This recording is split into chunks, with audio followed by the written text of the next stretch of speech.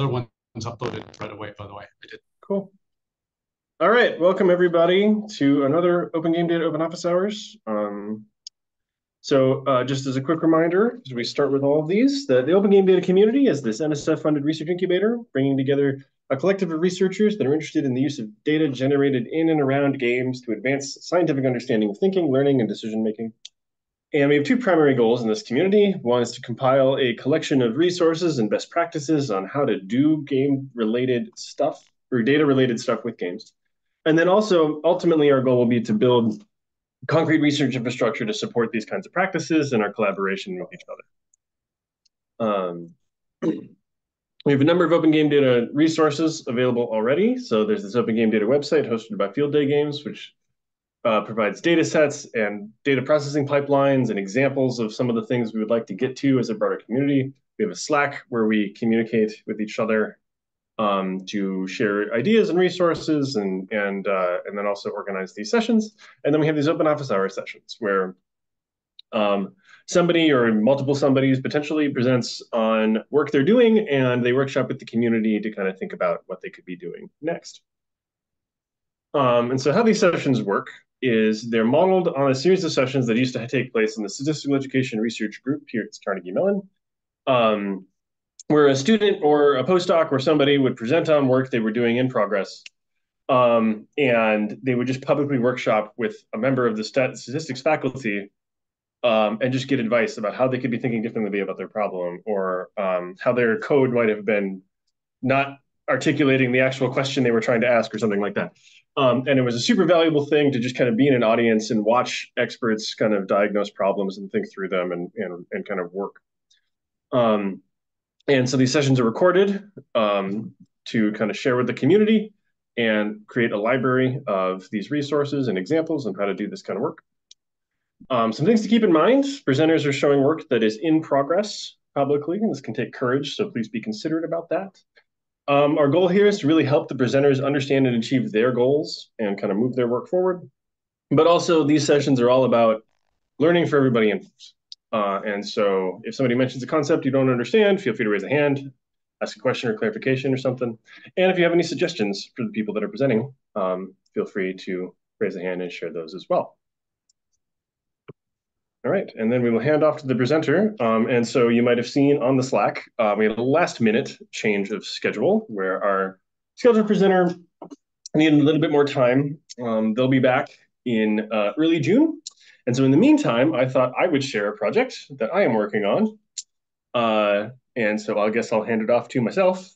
But then David and I were also chatting, and so we might also, he had a question, and so, which I felt I could probably help him work on an answer, so we might kind of make this into a bit of a twofer.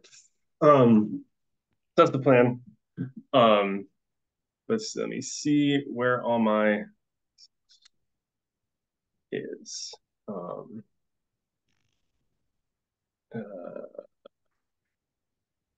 going to stop sharing briefly while I find the right window among my way too many windows. I have a short slide deck that I can start with. Not that one. Not that one. Just to give a primer, and then I can kind of get at some of the research questions that we were trying to do. Great.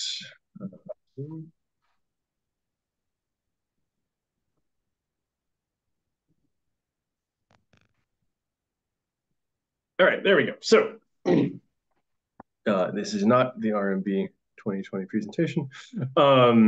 So what this is part of a project that I have been doing for 2.5-ish years now, kind of 2 years, around the study of human-machine teaming. So how do humans collaborate with AIs? And in particular, using games as a venue to study that. And so within this project, we're heavily inspired by this sort of anecdote, which we open pretty much all of our presentations with this thing just to ground people what we're talking about. So the OpenAI 5 was a set of agents that was developed by OpenAI of ChatGPT fame. I think this was pre-ChatGPT. But it was a set of 5 agents that could play the game Dota 2. Dota 2 being a big, complicated multiplayer online battle arena. Um, and what they could do is they did a test where they brought in esports players of Dota 2 and they brought in the opening I5 and they played them against each other. And more than 50% of the time, the agents could beat the humans. So they were starting to reach like expert human performance at this game. But as part of that evaluation, they ran an exhibition match where they mixed the teams. They put 3 OpenAI agents with 2 humans, and everybody did terribly. Hmm. um, so there's a quote here from Blitz, who's one of the esports people, um, and how like it kind of changed the game from being this like strategic MOBA thing to like a puzzle game of like what's the AI going to do and how do I work with them, and so yeah, so we're really inspired by this in that like AIs, particularly now, have like all these kinds of capabilities, but they actually still kind of suck working with us. They're good at doing stuff, but they're bad at working with us. And so that's one of the things we wanted to study in this project, is to look at designing and evaluating agents that can learn on the fly and adapt symbiotically to their human teammates.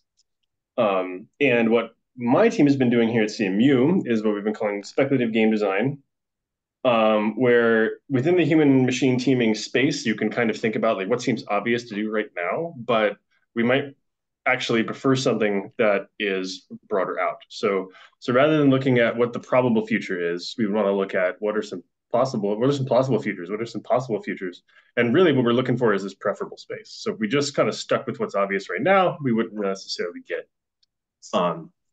interesting interactions. And so part of our goal has been to envision interestingly different challenge tasks that humans and AIs can work together with that flex different relevant aspects of the human machine teaming problem. And so some things we've been looking at is like, if you look at team science, there's a bunch of different ways you can structure teams. Like, is it more like a pooled workflow where like work comes into a hopper, people take it off, they finish it? Is it more like a sequential, which is like an assembly line? Is it more interoperable? And real actual teams kind of mix and match all of these things on the fly, live, constantly. Um, and so that's inspired us a lot. Another thing we've been focusing on is asymmetric game design. And so all this cooperation is between characters that have different capabilities in some way or another. And so we like to point this out as like if you think about a game, consider there's some kind of like Overwatch manager or whatever character, and then there's like field agent characters. Depending on where you put the AI and where you put the humans, you get very different human AI experiences. So, for example, if it's a human who's commanding a bunch of field agent AIs, this feels like a real time strategy game. If it's a bunch of humans in the field with an AI sort of Overwatch character, this is kind of maybe more of like a team shooter sort of experience. And then if the AI is next to you in the field, that's a different experience than any of these other two. And so all of our games have been thinking about where are you putting the AI, where are you putting the human, and what kind of experiences that create. And then finally, there's some interesting work looking at different kinds of complexity and oversimplification that happens in human AI research. So one of the things that we're heavily inspired by here is that a lot of human AI teaming work looks at dyads. So one human, one AI. And what's interesting is team scientists don't consider dyads to be teams. So a single human, single AI team is not a team. And then similarly, they'll either like simplify the task for the human so that the AI can do it, or simplify the task for the AI so the human can do it. And they're kind of like meeting in the middle of the simplification problem rather than thinking about where's the actual challenge across these dimensions. And so throughout this, we've prototyped a bunch of different game-based tasks that each kind of probe different parts of this space. And all these tasks are designed to support a common API for agent structures. They will eventually all be recording commonly structured data. We're not recording data yet, but that is a plan. And the first task that we've built is going to be used as a focus task for a hackathon that our funder is hosting over the summer, and then eventually a competition at the Conference on Games in August. And that's this first game up here called Dice Adventure. So if you're interested in potentially participating, you can go to this strong-tact github.io/strong hackathon.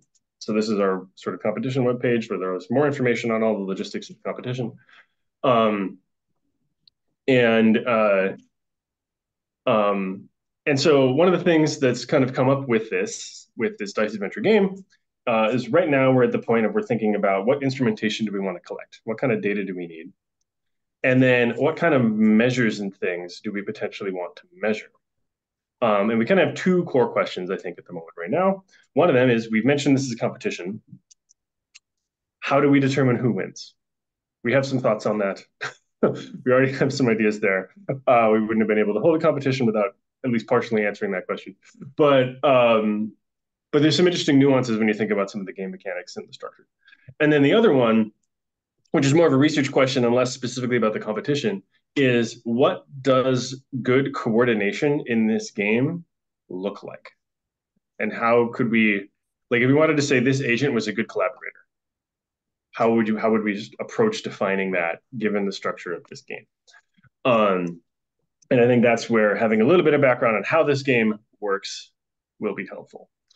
Um, and so I'm going to probably page back and forth a little bit here between a couple of these screenshots. I also have versions of the game that I could boot up. I'll see if I need to do that. Um, but this is Dice Adventure, very rough version of it. It is a grid-based dungeon crawlery game where you play as one of these three characters. There's a human, a giant, and a dwarf.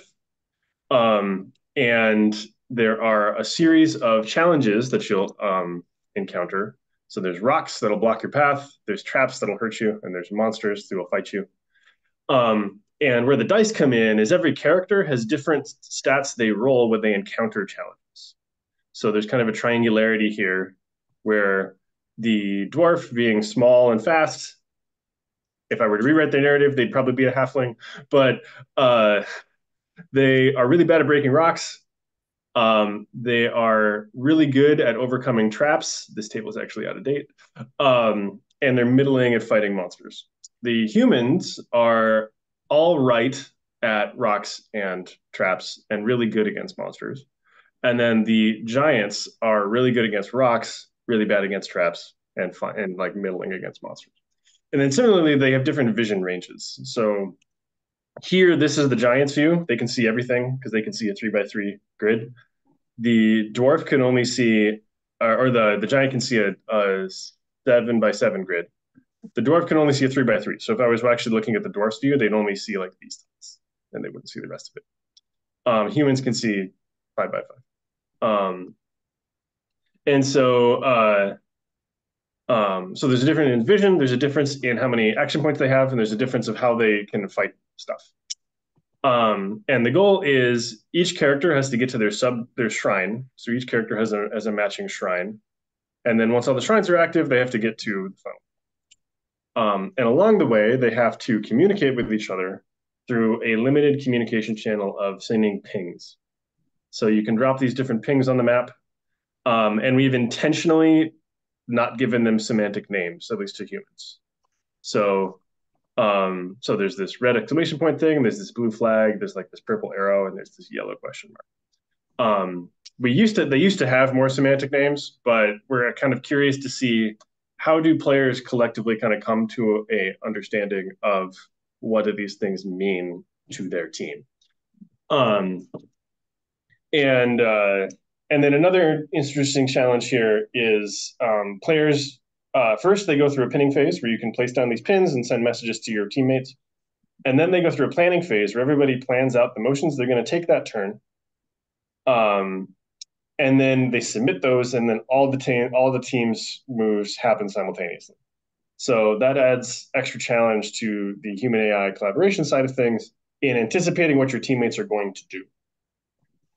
Because if it was just a sequential turn thing, you wouldn't necessarily need to model your teammates; you would just watch them do stuff. But since everybody's moving simultaneously, you need kind of a bit of a theory of mind of what's going to happen next to potentially collaborate well. So that's kind of the basic structure. Does that make sense? I can try to boot up a demo. No, It does. I think you did a nice job explaining it, but there's a lot to Yeah, that.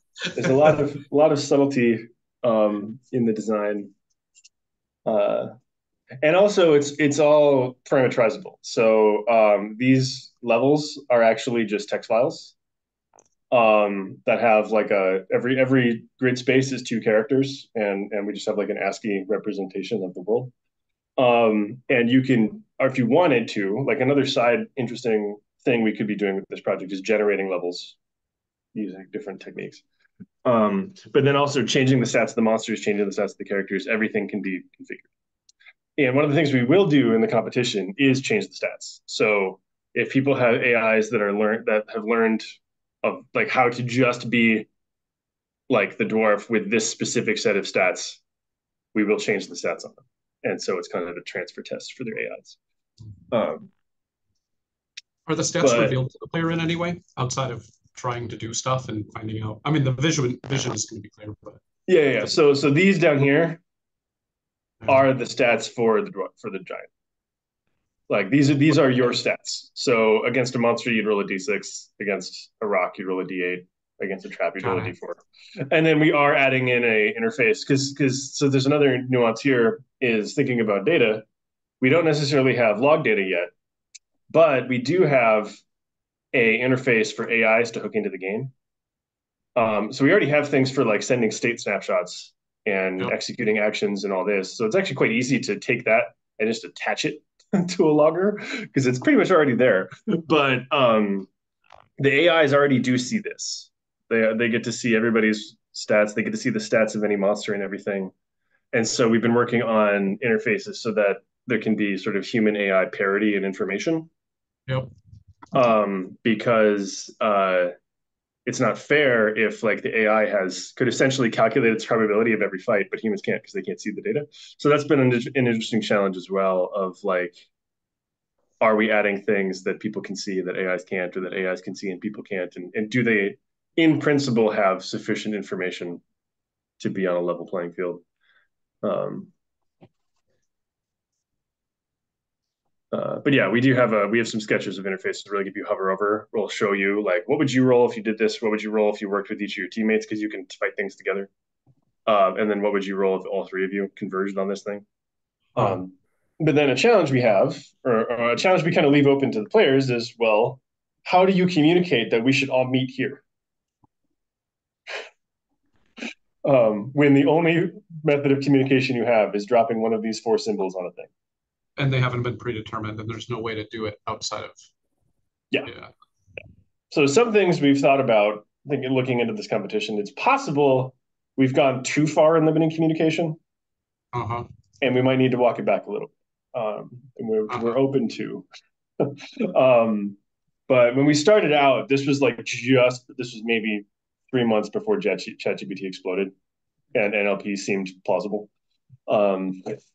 Because a lot of our prior AI work is very non-language. And so it was trying to structure it around like that. My challenge to the design team on this was you get no natural language. Like natural language is off the table.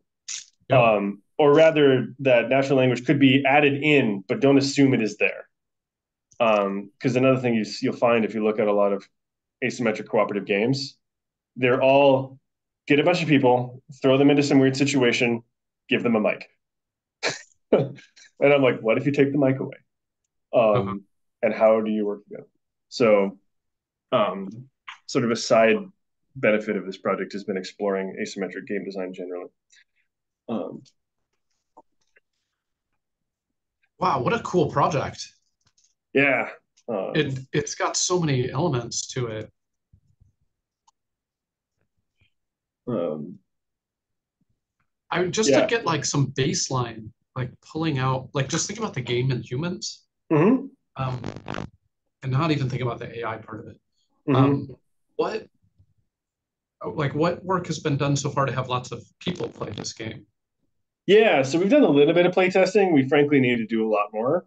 So we've done some human play testing to kind of, and mostly from the standpoint of kind of polish and seeing like, oh, this is clearly not obvious to a player or whatever, or like a big thing that happens because it's a network multiplayer game too is waiting on your teammates and having like no representation of that. Oh, of like, uh, okay, yeah, they're there, so but they're just where it's thinking. like where they're just like sitting there, it's like, have I two tables over just needs to submit their actions. So things like that, we're adding in like a turn timer, stuff like that. But yeah, one of the studies I do want to run is getting three novel people together, drop them in this game, and what communication do they invent? And kind of like what invented communication happens in asymmetric cooperation generally. Um, and I haven't found a lot of literature on that, but that is a thing that I'd like to do probably over the summer. Ah, yeah, that's like where my brain is going too, is around um, given that you can move and hit rocks and okay, just like again, stripping back so many details, given like the what you have, are those four symbols, Enough. are they is there enough to ever create shared meaning of what those symbols are in a Mm-hmm. reasonable time frame? Yeah. Like, I is it think even we've possible? Yeah, I think we've seen is whether or not it's shared meaning, we've definitely seen individual meaning in some of our playtests. So some people will use the red exclamation point to be like danger, and they'll just drop it on every monster they see. Yep. Some people use it as important, and they Yep. drop it on like shrines and stuff. um, and so it's interesting to see like what are the patterns people want to use to communicate, but then yeah, how do they come to a share? And I think you'd start to see that kind of level on level that they'd probably start to converge, but you Yep. probably would need some time to really see it happen. Yeah, and the other thing that's interesting about that is that there's going to be a cultural bias, like a starting spot, right? If you've played, I don't know, like I was thinking of one of the shooter games I played a year ago or something, and you can label things with these different symbols. Like, are there conventions around what an exclamation point means? And that B kind of looks like a little flag. So, Mm-hmm. what does that mean? What does the color blue mean? So Mm-hmm. there's like all these social and Right. cultural conventions that are probably going to be the starting spot. Right. Um, Uh, and what's interesting is all the AI gets is ABCD. That's the only way they understand these things. yeah, uh, I've thought about and actually have had my designer or my artist mock up numbers like numerals, which actually might be more useful. um, because like you could very easily have because so the way the plans play out is everybody moves simultaneously. So you mark out 4 or 5 movements. Everybody takes their first move, then everybody takes their second move. And so if you want to collaborate on attacking a monster, you could be like, I want to be here on move 2 or something like that. And so we've thought about a couple different sort of affordances for other forms of pin that might be useful. Um,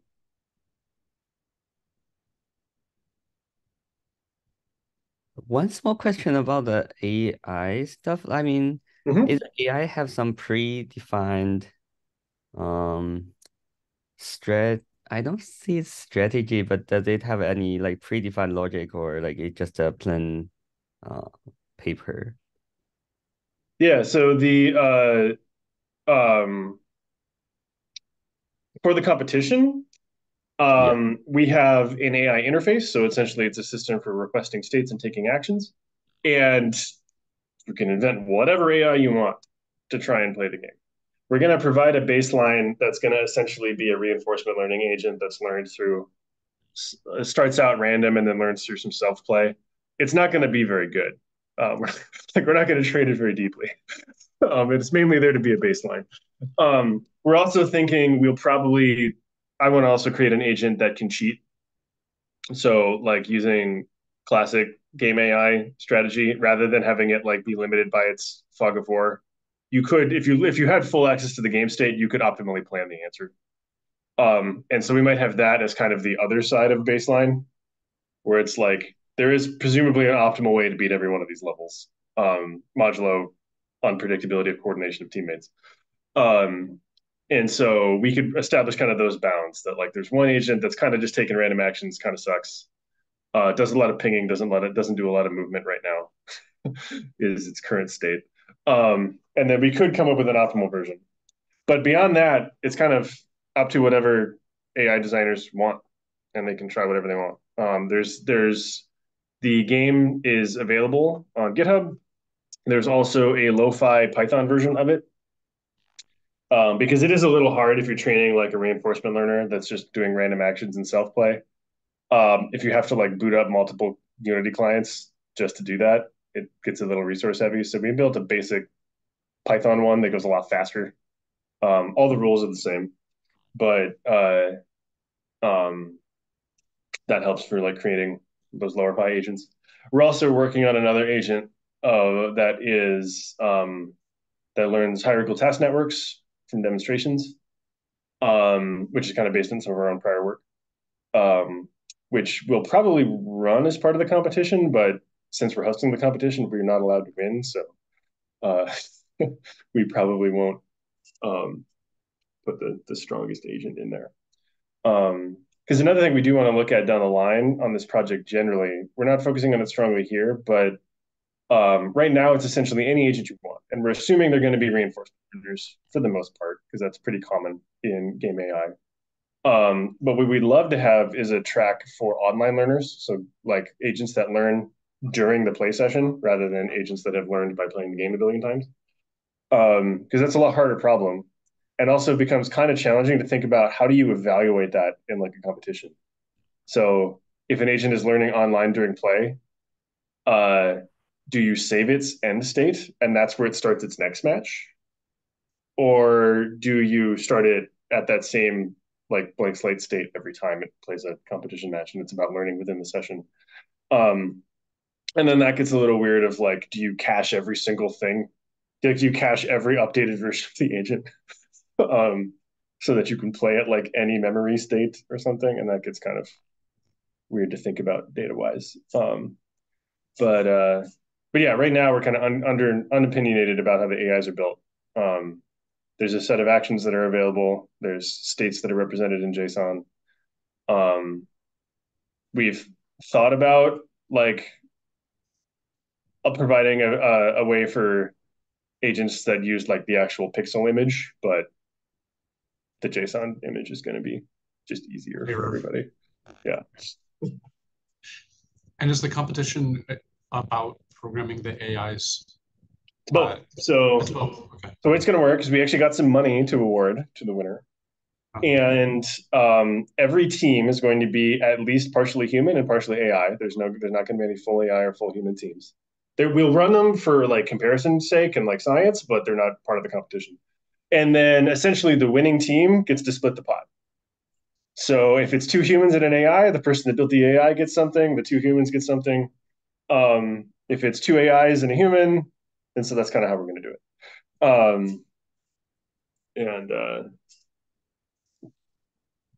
And the current rough heuristic for winning is essentially turns to win. Like how many turns does it take you to complete all the levels?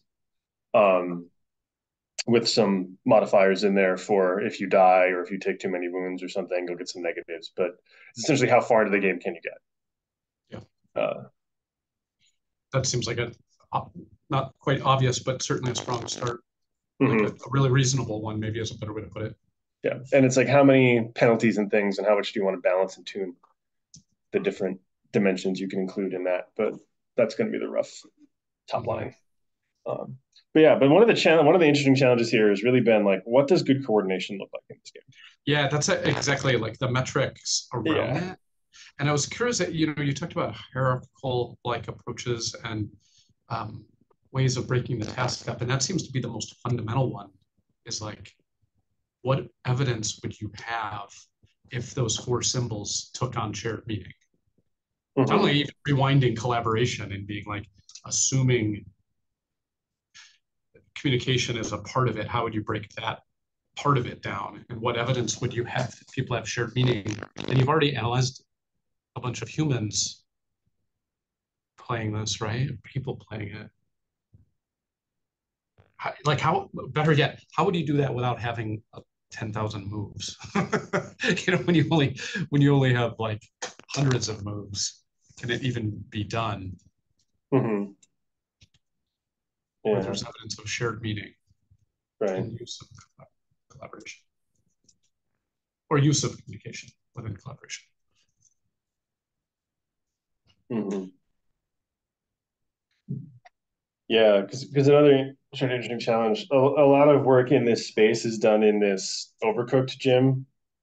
So it's a very simplified pixel art version of Overcooked.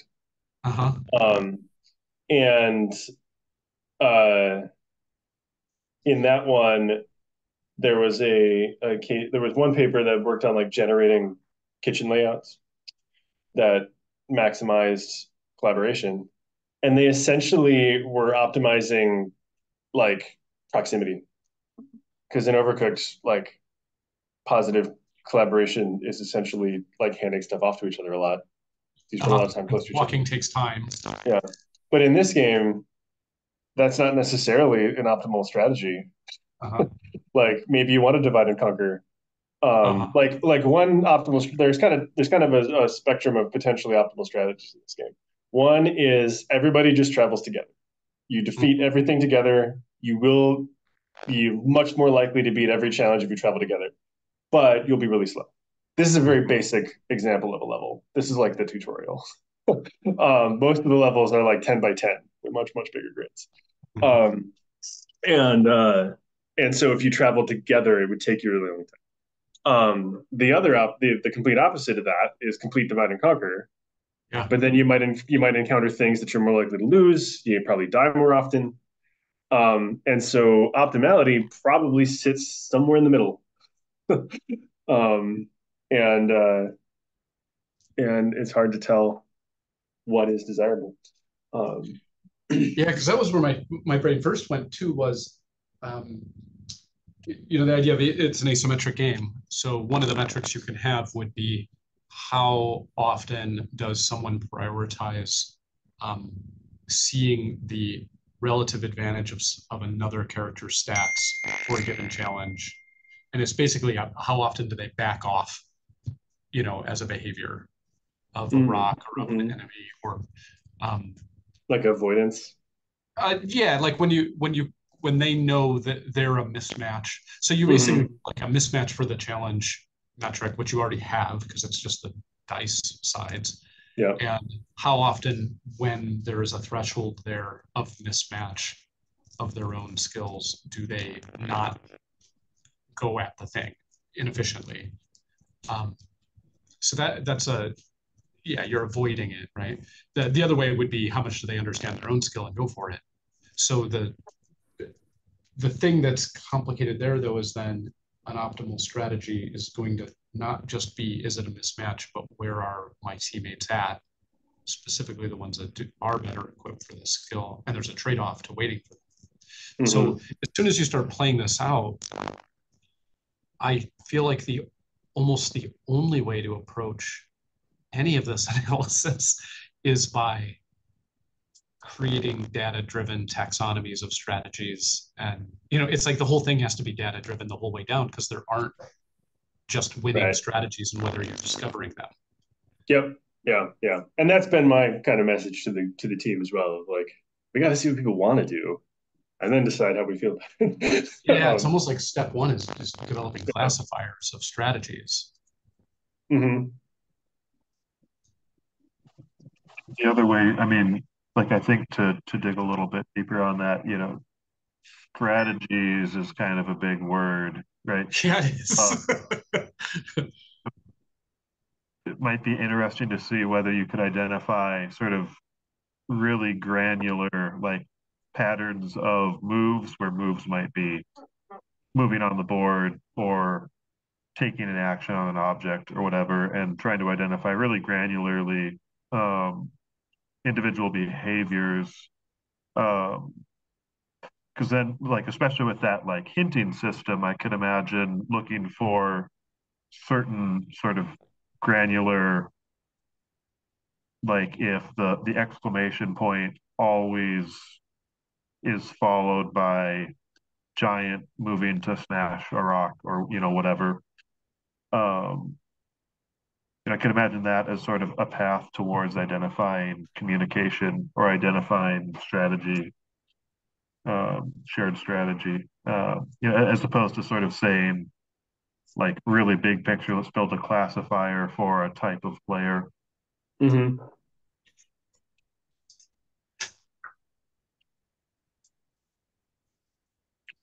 where how a person plays, like, a big picture strategy might change, especially for like relatively inexperienced players. Mm-hmm.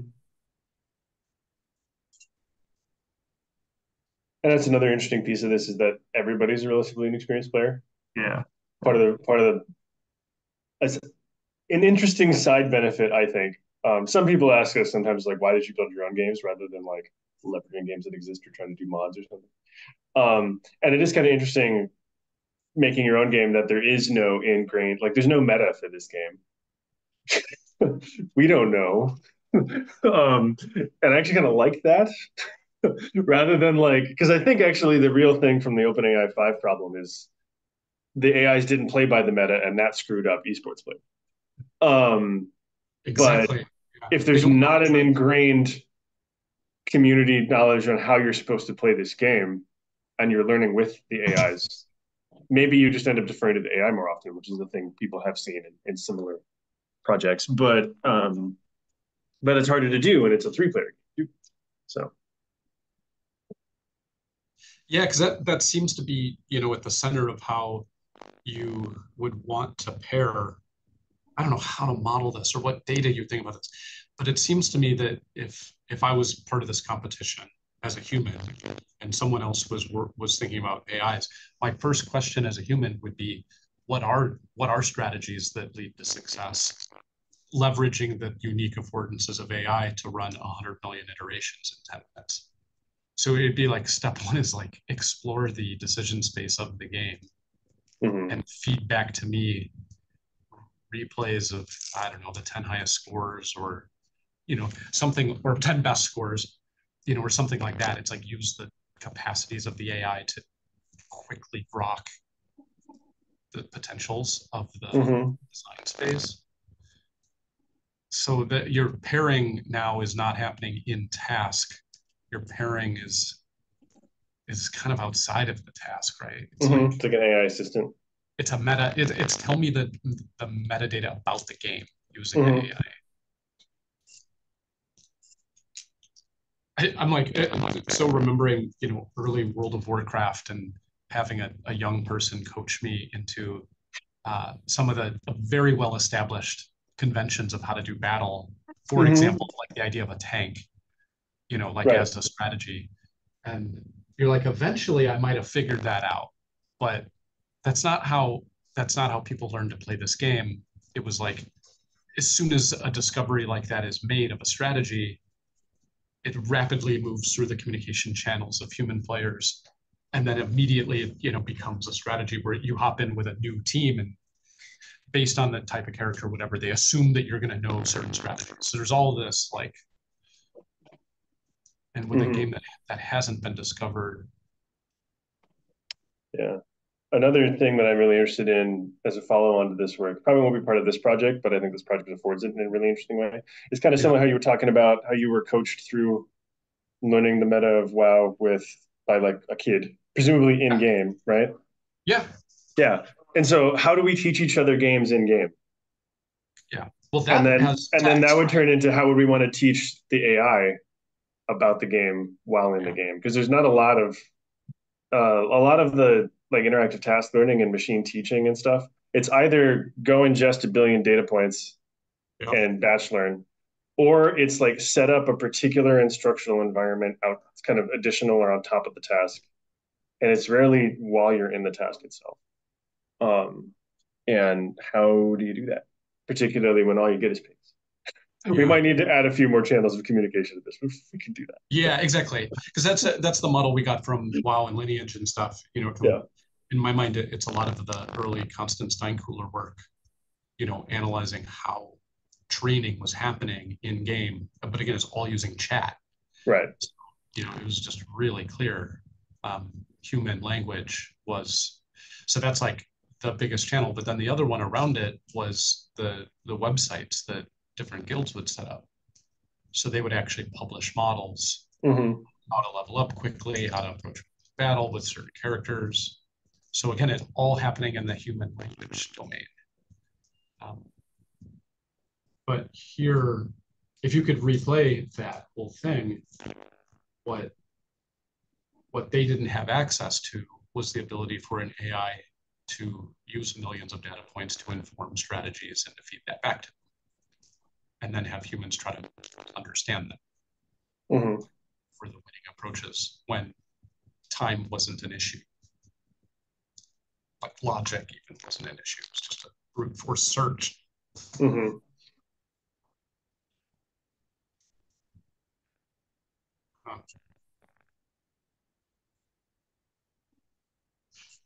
Gosh, you're at the end of the day, you think of like some of the signals you're going to get from this. So like maybe trying to like not even really understand it, but think of it as just an abstract problem with a success metric, right?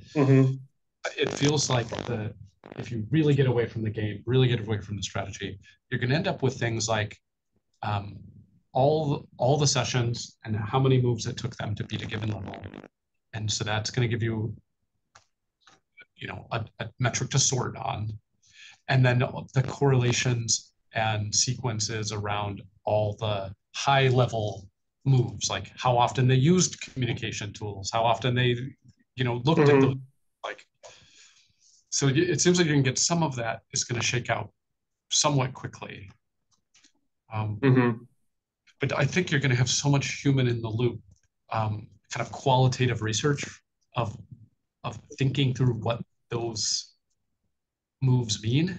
It makes me think of like, all the work from Elizabeth Rowe, looking at, Zumbini's data and having, again, humans look at the strategies, not being able to communicate with the players and try to notice patterns. I don't know if there's some easy mechanical way to do that. Yeah, probably not. Probably not. Well, so there's probably like analytical clustering type stuff we could do because the action space is not huge. So we can know a little bit about like how do people explore it and stuff like that. Wow, this is gonna make a heck of a data set, though. It'll make a heck of a data set if you can have many players. Because it feels like the decision space is big enough that. Yeah, one of the challenges we have here is going to be how do we run the competition? So originally we were planning on for the competition that was going to be at Conference on Games, this second one in Milan. Which, if you want to go to Milan, I'm waiting to hear back if our paper's accepted. Yeah. But originally we were planning on running it on site. But the way Conference on Games works is they want the winners known at the start of the conference. And so we need to figure out ways to run. So what we're probably going to do is have dedicated hours in the months leading up. So it's like, if you sign up to compete, like this is the window of like qualifying sessions and we'll match make you into games. Go. And we'll do that a couple times to get enough data points to because another thing is like you don't want to just like give it to a random team that happened to do really well once because there is stochasticity in the game. So so you need a little bit of like reliable signal. But yeah, so everything the whole infrastructure and everything to play the game and have play with AIs and everything is going to be locked by this hackathon in Atlanta. In June. The actual competition is going to be announced in August here. And then we are probably going to keep doing this thing and thinking about bringing online some of the other games. So all of these games are all very different. So this one up here, we call it Cosmic Heist. Have you ever played Lovers in a Dangerous Space-Time? Where you have this 2D spaceship and you control different parts of it. So one of you can, so the way this one works is the basic mechanic of it is you lasso asteroids and swing them into enemy ships to like steal loot. One of you gets the thruster, one of you gets the rotation, one of you gets to see farther, one of you gets to fire the hook. How, with those basic verbs, do you coordinate with an agent to swing an asteroid into another without running into other asteroids yourself? That one's probably too fast right now for humans and AIs to actually. It's probably too fast for humans to work together, honestly. But that's one. This one is kind of, we call it What's Cooking. It's kind of a distributed cooking game where there's a bunch of kitchens that are all set apart and they're connected by conveyor belts. And so you can't cook the whole thing yourself. You got to figure out how you route stuff around this complicated kitchen to everybody get their job done.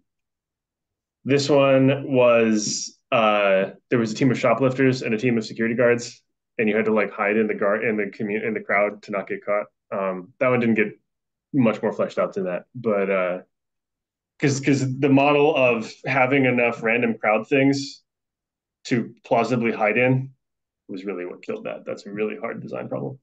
And then this is actually the one we'll probably build next, even though it's very notional right now. We call it vertical farm. Essentially, every floor of this farm you can think about as like a cellular automata game of plants with different rules. But when you water, they're going to be affected by the rules of this plant. To maybe it spreads the water out, or maybe it adds in spores or whatever, and it's going to transit down to the later floors. And the idea is rather than making this a building game, like a lot of games would be, we're going to make it a sort of an in media res challenge where we generate a big complicated vertical farm with a bunch of like randomly generated or controlled generation of cellular automata plant rules. And then it's like something's broken, figure out what's broken, figure out how you might fix it and fix it with the help of whatever AIs. And so something we're thinking here is you'd have little bots that are like operating on each floor that can like water stuff or prune things or whatever. But then you could have an AI also that runs the whole floor and it can like task those sub bots. And then you could have another AI that runs the whole tower and it can task the floors. And so that one is essentially it has three pillars to it. One is cognitively intractable. It should be basically impossible for a human to think about this game alone. Massive puppetry. So anything in the game is going to expose an AI interface that AIs could play with and coordinate across levels so that AIs could potentially come up with their own hierarchical tasking of the whole game. And then generativity, where the rules underlying the plants and the floors and all the stuff will be generative. That's probably going to be a very complicated game. So we'll see how far we get. It might just be polygony rather than like basic white boxes rather than big complicated art. But yeah, so eventually we want to get all these things in a state where human players and AI people can work with them. But right now, Dice Adventure is kind of our first test. And then we'll probably run more of these competitions in the future once more of these games get finished up. Yeah, this is very cool work. Project continues for how long? At least one more year. We also applied, so this funding process works in cycles. This was cycle 3. We submitted to cycle 5. We seem to like to go for the odd ones. We know there's going to be 8 cycles, so we might apply for cycle 7.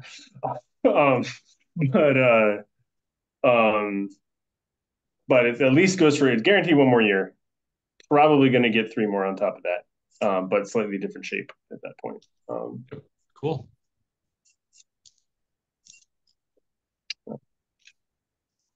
Yeah, so if anybody is interested, you can participate as a human or an AI developer or both.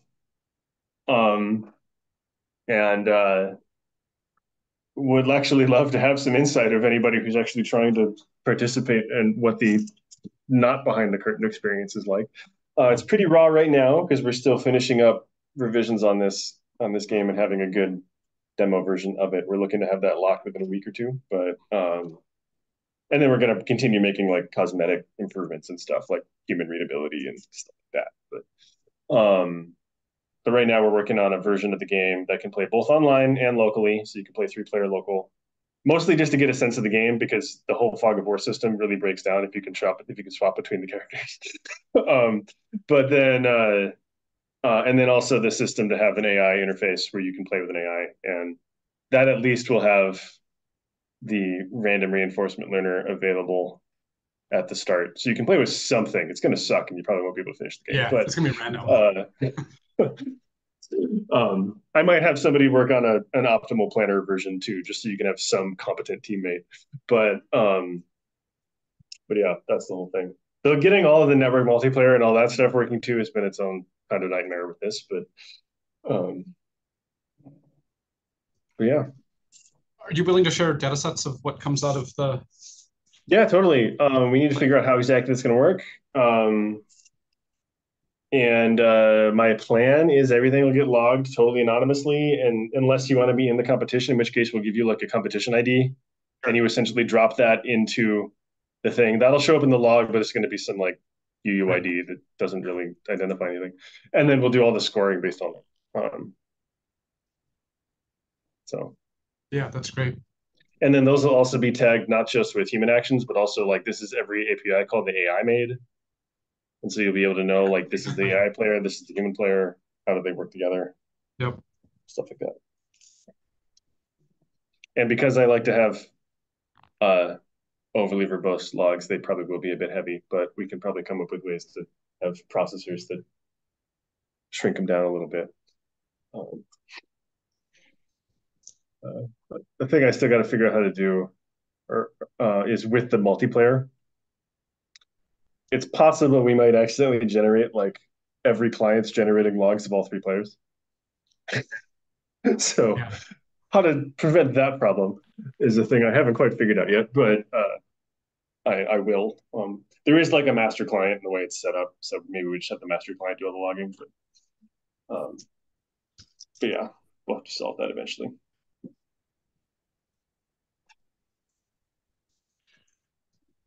Yeah, that's going to be one of the things that comes to my mind too as an interesting question, which are some optimized ways of thinking about the data structures of multiplayer. And I know you've been thinking in this space for a while, but it's just one that like we haven't been. We've really been focused on single player. Right. So yeah, do you think about the game session being the fundamental, you know, collaborative session being the thing, and then actions are happening within that, or some other structure that. Yeah, you absolutely do need an actor field in your log messages. Yeah. In a single player game, you can just leave it blank, but for this, we absolutely do. Yeah, totally. But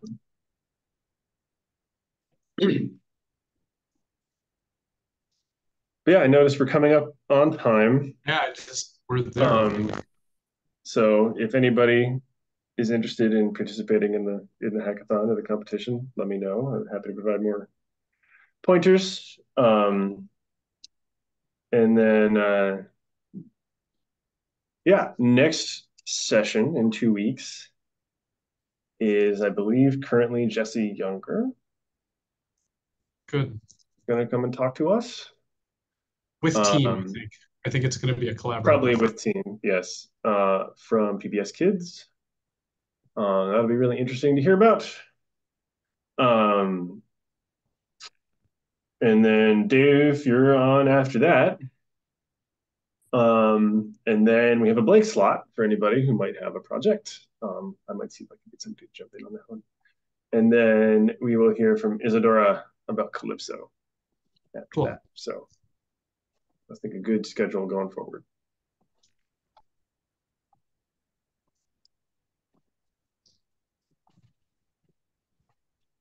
Well, fantastic. We should probably wrap up here. Yeah, sounds good. Thanks everyone for coming out. And we will see you again in 2 weeks. Thank you.